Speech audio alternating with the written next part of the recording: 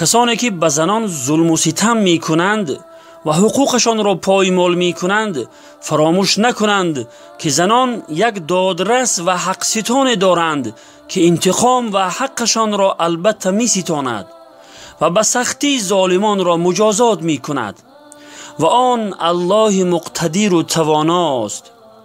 در چند جای قرآن خداوند بر ظالمان وعیدهای سختی فرمودند که عاقبت آن خیلی خطرناک می نماید.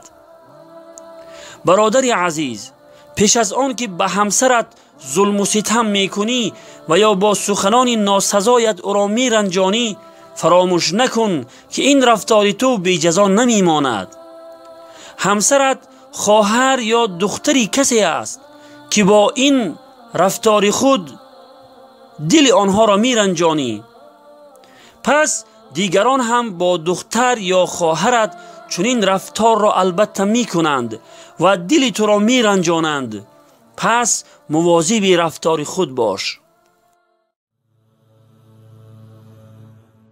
غریبی غربت شام و یمن نیست، غریبی دوری از شهر و وطن نیست، غریبی کنج لحد و زیر خاک است که آنجا جز من و اعمال من نیست، که آنجا جز من و اعمال من نیست.